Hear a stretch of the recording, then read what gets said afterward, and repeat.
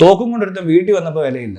മയിരുന്ന് ഞാൻ വീഡിയോ പറഞ്ഞപ്പോൾ അതിന് ഭയങ്കര എന്തോ സംഭവം നടന്ന പോലെ കാണിക്കുന്ന കണ്ടാ അറിയുന്നത്. ആർക്കും ഇത് മനസ്സിലാവാത്ത ഇവന്മാരെന്തോ ചെയ്യുന്നത്. അത് കഴിഞ്ഞ് എന്റെ വീട്ടിൽ വന്ന് തപ്പുക.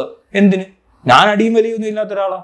എന്നെ വന്ന് ഇത്ര തപ്പേണ്ട കാര്യം ഞാൻ അവരോട് ഇനിയും വരരുത്, നിങ്ങൾക്ക് നാണക്കേടായിരിക്കും. ഇവിടെ ഒന്നും കിട്ടത്തില്ലെന്ന് മാത്രമല്ല, നിങ്ങളിങ്ങനെ വരുന്നത് കാണുമ്പോൾ എനിക്ക് നിങ്ങളുടെ ഒരു പരാജയം തോന്നുന്നു. എല്ലാം ഈ വാതിക്ക് വെച്ചിങ്ങനെ പിടിക്കും ഞാൻ ഇത് കൊണ്ടുവരുമ്പോൾ. അല്ലാതെ ഇതും അവിടെ നിന്നെങ്ങാണ്ട് വന്ന സാധനം വന്നേ. ഇതെവിടാ കൃഷി ചെയ്തെന്ന് നോക്കി ആന്ധ്രയിലൊക്കെ ആയിരിക്കും. ആന്ധ്രയിൽ നിന്ന് കേരളത്തിന്റെ ബോർഡർ കടന്ന് ഇവിടെ വന്ന് ലാസ്റ്റ് എന്റെ പെരക്കകത്ത് കയറി കഴിഞ്ഞപ്പോ തപ്പാൻ വന്നതിന് എന്തൊരു പൊട്ടനായിരിക്കട്ടെ, ഇവൻ എവിടെ നിന്ന് വന്ന വിഡ്ഢിയായിരിക്കും. ഇവൻ ഇന്നലെ രാവിലെ എങ്ങോട്ട് ജനിച്ചാണോ എന്ന് തോന്നിപ്പോകുന്നത്. മനസ്സിലായോ? മിനിഞ്ഞാന്ന് ജനിച്ചെടുത്ത് അതായത് അവർ ഉണ്ടാക്കിയ സ്ഥലത്ത് വരാതെ ഈ ഏറ്റവും അറ്റത്ത് കിടക്കുന്ന വാലിലേക്ക് പിടിക്കാൻ നോക്കണം, തലയ്ക്ക് പിടിക്കാൻ.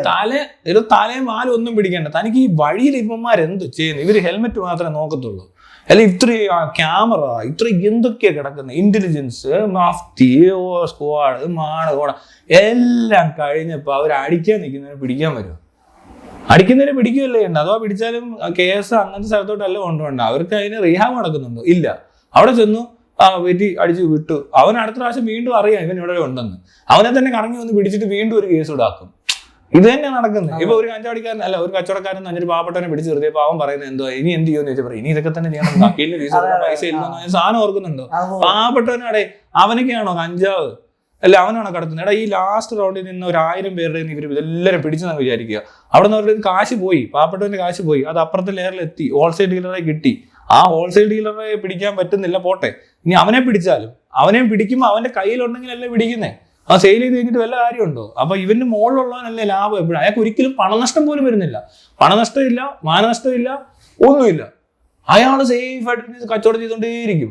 അയാൾക്ക് ഒരു നഷ്ടമില്ല. കാരണം ഏറ്റവും അറ്റത്തുള്ളവനെ നഷ്ടമുള്ളൂ. അവന്റെ കാശാ പോയത്, അവന്റെ മാനമാ പോയത്. മനസ്സിലായോ? അവന്റെ ജീവിതവും തകർക്കും ഈ കോപ്പ് വീഡിയോ എടുത്തിട്ടുണ്ട്. ഇത്ര നാണം കെട്ട പരിപാടി വേറെ ഒരു രാജ്യത്തും കാണിക്കത്തില്ല. അല്ലെ നോക്കിയോ എവിടെയെങ്കിലും ഉണ്ടോന്ന്. വലിയ പുള്ളികളെ പിടിക്കും. നിനക്ക് എസ്കോബാറിനെ അറിയാം. എന്റെ ഇവിടെ എങ്ങാണ്ട് എഴുതി നാർക്കോസ് എന്നൊക്കെ പറഞ്ഞ് ഒട്ടിച്ചു വെച്ചിട്ടുണ്ട്. എസ്കോബാറിനെ പിടിക്കാൻ പൈസ മുടക്കും അവര്. അല്ലാതെ അവിടെയൊക്കെ ലോക്കലി വല്ലവനും ഇങ്ങനെ പെഡലർ ഉണ്ടെങ്കിൽ പിടിക്കത്തില്ലെന്നല്ല ഞാൻ പറഞ്ഞത്. ഇതായിരിക്കും കുറച്ചുകൂടെ കോൺസെൻട്രേറ്റ് ചെയ്യുന്നത്. അവർ ബോർഡറിലൊക്കെ ആയിരിക്കും സെക്യൂരിറ്റി കൂടുതൽ. പഴയ ഒരു കഥയുണ്ട്, മെക്സിക്കൻ ബോർഡർ അമേരിക്കൻ ബോർഡറും തമ്മിൽ ഈ ഡ്രഗ്സ് കടത്തുന്നതിനെ പറ്റി കളിയാക്കും ആൾക്കാർ. ഇവർ എപ്പോഴും ഇത് കടന്നു വരുന്നുണ്ടെന്നേ. ഇവരെത്ര വിചാരിച്ചിട്ട് ഈ വാർ അഗേൻസ്റ്റ് ഡ്രഗ് ഇതൊന്നും പൂർത്തിയാകുന്നില്ല. ഇതിനെ കളിയാക്കി ഒരു കോമഡി ഒരു കഥയുണ്ട്. അതായത് ഇവിടെ നിന്ന് എന്തോ മെക്സിക്കൻ ബോർഡർ കിടന്ന് അമേരിക്കയിലോട്ട് വന്നാലും ഭയങ്കര ചെക്കിങ്ങാ. അപ്പോൾ ഈ ചെക്കിങ്ങിനെ കളിയാക്കുന്ന കേട്ടോ. ഒരാള് സൈക്കിൾ ഓട്ടിക്കൊണ്ട് പോകുന്നു, പുറകിൽ എന്തൊരു സഞ്ചിയൊക്കെ കാണും, ഇയാൾ പോകുന്നു, അങ്ങനെ ഭയങ്കര ചെക്കിങ്. ഈ ഇതെല്ലാം അഴിച്ച് പറിച്ചൊക്കെ നോക്കുമ്പോൾ ഒന്നുമില്ല, കുഴപ്പമൊന്നുമില്ല, പൊക്കൊണ്ടേയിരിക്കുക. പിന്നെയും കുറേ പ്രാവശ്യമായി പോയി കഴിഞ്ഞപ്പോഴാണ് മനസ്സിലാകുന്നത് ഇയാൾ സൈക്കിൾ ഓട്ടിക്കുന്ന ആളാ. എന്നിട്ട് ഇയാൾ സൈക്കിളും കൊണ്ടാ പോകുന്നത്. അവർ ആ ബാഗേജ് മൊത്തം ചെക്ക് ചെയ്യും, എല്ലാം കഞ്ചാവ് കൊണ്ടോ. ഇവൻ കട്ടോണ്ട് പോകുന്ന പക്ഷെ സൈക്കിളാണ്. മനസ്സിലായോ? അതാണ് ഇവരുടെ ചെക്കിങ്ങും ഈ സാധനമായിട്ടുള്ള പ്രശ്നങ്ങൾ. ഇവർക്ക് ശരിക്കും പറഞ്ഞാൽ ഇവർ ഇത് ചെക്ക് ചെയ്യേണ്ട സാധനം ആയിരിക്കത്തില്ല ചെക്ക് ചെയ്യുന്നത്. അല്ലെങ്കിൽ അവർ വേണ്ട രീതിയിലല്ല ചെയ്യുന്നതെന്ന് പറഞ്ഞാൽ പറ്റിക്കുന്നേ. മനസ്സിലായി? അല്ലെ ഈ ബോർഡർ കിടന്ന് എപ്പോഴും പൊയ്ക്കൊണ്ടിരിക്കുകയാണ്. അമേരിക്കയിൽ ഇപ്പോഴേ ബോർഡർ കടക്കണ്ട, അവിടെ തന്നെ ഇപ്പോൾ ഉണ്ടാക്കാം. ഈ കെമിക്കൽ സാധനങ്ങളുണ്ട്, MDMA മൊത്തം സാധനം പിള്ളേർ വിചാരിച്ച് ഉണ്ടാക്കാൻ പറ്റും. ഇപ്പൊ കെമിസ്റ്റുകൾ വിചാരിച്ചാൽ വീട്ടിൽ നിന്ന് ഉണ്ടാക്കാം ഈ സാധനം. വേണ്ട സാധനങ്ങളൊക്കെ കെമിക്കൽ കോമ്പോസിഷൻ എന്തൊക്കെ വേണോ അതൊക്കെ കൂടെ ഉപ്പും മുളകും കൂടെ അങ്ങോട്ട് ഇട്ടിട്ട് ഒരു കുക്കായത്. ഈ കുക്ക് ചെയ്ത് എടുക്കുന്ന സാധനം ഇവിടെ കിട്ടുന്നുണ്ട്. ഇവിടെ ലോക്കൽ കുക്ക് വരെ കാണും. എവിടെല്ലാം ലാബ് ഉണ്ടെന്ന് പറയാൻ പറ്റത്തില്ല. ഇഷ്ടം പോലെ അവർ പ്രൊഡ്യൂസ് ചെയ്ത് തള്ളിക്കൊണ്ടേയിരിക്കുക. പിന്നെ പുറത്തുനിന്ന് ഇമ്പോർട്ടഡ് സാധനങ്ങൾ വരുന്നു.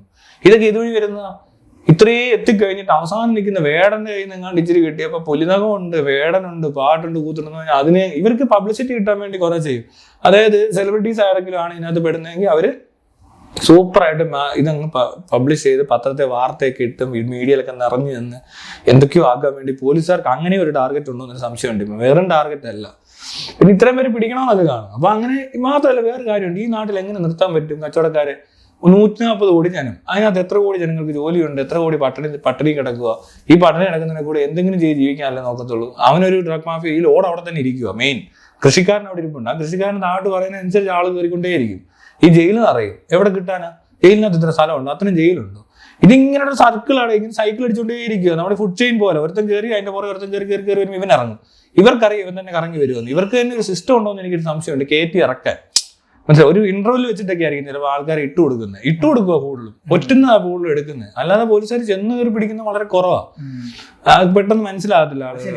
ഇത് ഇട്ടുകൊടുപ്പും ചതി, ഇതിനിടയിൽ ഇവര് തമ്മിലുള്ള പ്രശ്നങ്ങളൊക്കെ ഉണ്ട്. അങ്ങോട്ടും ഇങ്ങോട്ടും കച്ചവടക്കാർ തമ്മിലുള്ള വിഷയങ്ങൾ, അപ്പൊ അവൻ ഭാര വെക്കും, ഇങ്ങനെയൊക്കെ കൂടുതലും പിടിച്ചേക്കുന്നത്. അപ്പൊ ഇവന്മാരിത് കയറി ഇറങ്ങുന്നവർക്ക് ഇപ്പൊ അറിയാമായിരിക്കും ഇവരൊന്നും ഓർഗനൈസ്ഡ് ആയ ഇവർക്ക് ഈ ഗവൺമെന്റ് ഒന്നും ചെയ്യാൻ പറ്റത്തില്ല. കാരണം ഗവൺമെന്റ് ഫെസിലിറ്റിക്കകത്ത് ചെക്ക് ചെയ്ത് പിടിക്കാനുള്ള സാധനങ്ങളില്ല, അല്ലെങ്കിൽ വരുന്ന വഴിക്ക് കണ്ടുപിടിക്കാനേ പറ്റുന്നില്ല. കാരണം അത് എവിഡന്റാ, കാരണം അത്രയായി, കൊല്ലം എത്രയായി. ഞാൻ എൻ്റെ അറിവ് വെച്ച കാലം മറ്റും കേൾക്കുന്നത് പോലീസുകാർ ഭയങ്കര പിടുത്തു, എല്ലായിടത്തും കഞ്ചാവ് എടുത്തു, എല്ലായിടത്തും. ഇപ്പൊ MDMA പിടിച്ച് MDMA കൊണ്ടങ്ങ് നിറഞ്ഞു കാണും പോലീസ് സ്റ്റേഷനൊക്കെ, മനസ്സിലായോ? ഇത് കൊണ്ടങ്ങ് പിടിയോട് പിടി, എവിടെയും ചെന്നാലും പിടിക്കുക. എന്ന് എങ്ങനെ ഇത്രയും പിടിക്കുന്ന ഇവര് എവിടെ നിന്നാ പിടിച്ചെന്ന് ചോദിച്ചു പറഞ്ഞാൽ ഈ പാവപ്പെട്ടവന്മാരുടെ നാണം ഉണ്ടോ?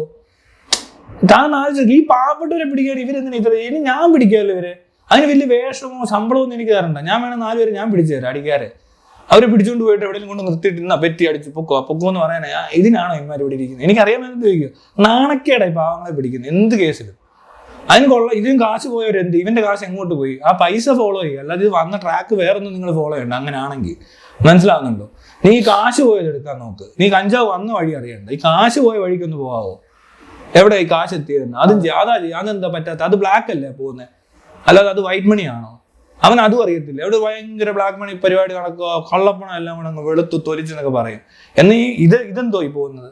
ഇത് ഇല്ലീഗലായിട്ട് ഡ്രഗ്സ് മേടിക്കുന്ന പൈസ കൊടുത്തിട്ടാണ്. ആ പൈസ എവിടെ നിന്ന് വരുന്നത്? അത് വൈറ്റ് മണി അവസാനത്തെ നമ്മൾ പർച്ചേസ് ചെയ്യുന്നിടത്തൊന്നും മാത്രമല്ല, ഇതിനിടയിൽ ഇത് ബ്ലാക്ക് ആയിട്ട് പോകുന്നത്. അവൻ എവിടെ കൊണ്ട് ഇത് ചെലവാക്കുന്നത്?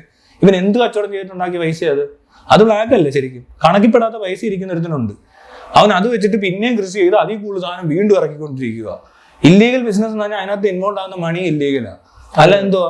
ഇവന് കൈക്കൂലി എല്ലാം കൊണ്ട് കൊടുക്കും, എന്നിട്ട് അവിടെ ഇവിടെയല്ല. ഇതിന് മണ്ടയ്ക്ക് ഇരിക്കുന്നതിന് കിട്ടുന്ന പൈസ എന്ന് പറഞ്ഞാൽ ഭയങ്കര ഹെവി ലോഡ് പൈസ കൊണ്ട് കെട്ടുകണക്കിനെ കൊണ്ട് ഇറക്കി കഴിയുമ്പോൾ അവർ കെട്ടിങ്ങി വരിക. അല്ലാതെ അത്ര ഇന്റലിജൻസ് കുറഞ്ഞ ആൾക്കാരാണ് ഇതിന്റെ മണ്ടയ്ക്ക് ഇരിക്കുന്നത്. വലിയ പൊസിഷൻ ഇരിക്കുന്നവർക്ക് തന്നെ ബുദ്ധിയില്ലേ? അവരൊക്കെ നമ്മളെ പോലെ സാധാരണക്കാരാണ്. എനിക്ക് ഇത്രയും ചെറിയ സാധാരണക്കാരനായി എനിക്കും അറിയാമല്ലോ ഇത് എങ്ങനെ ഇത് നടക്കുന്നതെന്ന്. ഇവിടെ അയാൾക്കറിയത്തില്ലേ? ഇത് ആർക്കൊക്കെയോ നല്ലപോലെ പൈസ കൊടുത്തിട്ട് കൈക്കൂലി കൊടുത്തിട്ട് തന്നെയാണ് ഇറക്കുന്നത്. അല്ലാതെ ഇവിടെ കിടന്നുകൊണ്ട് സമരം ഒരു റോഡിൽ ഇറങ്ങിയിട്ട് എന്താ പറയാ, ഈ എന്താ ലഹരി വിരുദ്ധ പോസ്റ്റർ ഒട്ടിച്ചു എല്ലായിടത്തും. ലഹരിയില്ല, മദ്യവിരുദ്ധ ക്യാമ്പയിൻ. മദ്യം ഇനിയില്ല കേരളത്തിൽ. ആരും മദ്യം പൊടിക്കത്ത് അടിച്ചോണ്ടാ പറഞ്ഞു വന്ന് അതിനകത്ത് പങ്കെടുത്തത്. കഴിഞ്ഞ ദിവസം ഒരുത്തിന് പൊക്കിയതാണ്. ലഹരി വിരുദ്ധ ക്യാമ്പയിൻ നടത്തിയവനെ MDMA കേസ് പ്രതി. അയ്യോ, അവന്മാർ ഇത് അടിച്ചിട്ടായിരിക്കും ഇവിടെ വരുന്നത് കൂടുതൽ. പണ്ട് മദ്യവിരുദ്ധ റാലിക്ക് പോകുന്നവരൊക്കെ അടിച്ചിട്ടാ വരുന്നത്. അടിച്ചൊന്ന് സെറ്റ് ആവും, പുറത്തിറങ്ങി നടക്കുകയൊക്കെ വേണ്ടി എനർജിയൊക്കെ വേണ്ടതെന്ന് അടിച്ചിട്ടൊക്കെ ഇറങ്ങുക മദ്യവിരുദ്ധ. ഇപ്പൊ ഞാനും വേണമെങ്കിൽ പോകാൻ രണ്ടെണ്ണം അടിച്ചിട്ട് പോയമാരറിയൂ. അടിച്ചു വരുത്തവന്മാരൊക്കെ കൂടെ ഇറങ്ങി നടന്നിട്ട് ഭയങ്കര പരിപാടി. എന്തിനാ? നാട്ടുകാരെ കാണിക്കാൻ. നമുക്ക് മറ്റേ മാന്യത ആവശ്യമാണല്ലോ. അപ്പൊ മദ്യവിരുദ്ധ റാലിക്ക് പോയാൽ കുഴപ്പമൊന്നുമില്ലെന്നാ വിചാരിക്കുന്നത്. പക്ഷെ ഒരു ദിവസം ഒന്ന് പിടിക്കും, അടിക്കുന്നവൻ ആരാരും പിടിക്കപ്പെടും ഒരു ദിവസം, മനസ്സിലായില്ലേ? പിന്നെ എന്നെയാണെങ്കിലും ഞാൻ പണ്ടൊക്കെ ഈ സാധനം ഉപയോഗിച്ചിരുന്നപ്പോ ഒന്നും ആർക്കും ഒരു പ്രശ്നമില്ല. കാരണം ഞാൻ മുടിയൊക്കെ വിട്ട് നല്ല സേഫ് ആയിട്ടായിരുന്നേ. പക്ഷെ കുറച്ചാണെങ്കിൽ മുടി വളർത്തിയപ്പോഴാണ് മനസ്സിലാകുന്നത് നമ്മളെന്തോ മോശക്കാരനാണ്. അന്നൊന്നും ഈ പരിപാടി ഇല്ല പറഞ്ഞു കഴിഞ്ഞാൽ. എനിക്കിത് അങ്ങനെ മാത്രമല്ല, ഞാൻ ഉപയോഗിക്കാൻ പഠിക്കേണ്ട ആവശ്യമുണ്ടോ എന്ത് സാധനമാണേലും. നമ്മളിപ്പോ കത്തി, കടാര, വാള് എല്ലാം ഉപയോഗിക്കുന്ന വസ്തുക്കൾ തന്നെ. പക്ഷെ അതിലത്തിൽ തന്നെ നെഞ്ചത്ത് കുത്തുമ്പോ അവൻ ചത്തുപോയാൽ അതിന് കത്തിയെ കുറ്റം പറഞ്ഞിട്ട് വല്ല കാര്യമുണ്ടോ എന്ന് പറഞ്ഞ പോലെ തന്നെ ഡ്രഗ്സ്, വെപ്പൺസ്. നമ്മൾ തോക്കൊക്കെ ഇല്ലേ, തോക്കൊക്കെ ഗവൺമെന്റ് ഇപ്പൊ പറയും ഒരു മിനിറ്റ്, ഇപ്പൊ തോക്ക് എന്തുകൊണ്ട് ഇങ്ങനെ കൺട്രോൾഡ് ആയിട്ട് യൂസ് ചെയ്യുന്നു എന്ന് വെച്ചാൽ അത് വേറൊരാളുടെ ജീവൻ അപായപ്പെടുത്താൻ സാധ്യത ഉള്ളതും സെൽഫ് പ്രൊട്ടക്ഷൻ ഒക്കെ ആയിരിക്കും. എനിക്ക് സെൽഫ് സാറ്റിസ്ഫാക്ഷനും എന്റെ എന്റർടൈൻമെന്റും എന്റെ റിക്രിയേഷനും വേണ്ടിയിട്ടാണ് ഡ്രഗ്സ് ഉപയോഗിക്കുന്നത് പറഞ്ഞാലും ഞാൻ ഇത് അടിച്ചു കഴിഞ്ഞ് ഇറങ്ങിച്ചെന്ന് വല്ലവനെ നെഞ്ചത്ത് കയറാൻ സാധ്യത ഉള്ളതുകൊണ്ടാണല്ലോ ഈ പ്രശ്നം മൊത്തം. ഇല്ലേ, വണ്ടി ഓടിച്ചാൽ ഇരിക്കാൻ സാധ്യതയുണ്ട്, ചിലപ്പോൾ ഇത് കൂടുതൽ അടിച്ചാൽ കൊല്ലാൻ സാധ്യതയുണ്ട്, ഇത് തന്നെയും തള്ളേം തിരിച്ചറിയാൻ പറ്റാത്ത കുഴപ്പങ്ങളുണ്ട് എന്ന് പറയുന്നതാണല്ലോ പ്രശ്നം. എന്ന് പറഞ്ഞാൽ എന്നെ കത്തി ഇതിൽ മറ്റേ പച്ചക്കറി അറിയാനും ഇറച്ചി കെട്ടാനൊക്കെ ഉപയോഗിക്കുന്ന സാധനമാണ്. പക്ഷെ അത് എടുത്തുകൊണ്ടിട്ടും ചെന്ന് ഇറങ്ങിയാണെന്ന് സ്ഥിരമായിട്ടും കുത്താൻ തുടങ്ങി എന്ത് ചെയ്യും? അത് അവന്റെ കുഴപ്പമില്ലേ? ഈ കുത്തിക്കൊല്ലുന്നതിന് കത്തിയെ കുറ്റം പറഞ്ഞിട്ട് കാര്യമൊന്നുമില്ല. അപ്പൊ അതിനകത്ത് ഈ ഉപയോഗിക്കാൻ അറിയണമെന്ന് പറഞ്ഞതാ. ഇത് ഓരോന്നും അതിൻ്റെ അനുസരിച്ച് ഉപയോഗിക്കാൻ പഠിച്ചു കഴിഞ്ഞാൽ ചിലപ്പോൾ ഞാൻ പൂർണ്ണമായിട്ട് ഒന്നും ഇല്ലാണ്ടാവത്തില്ല.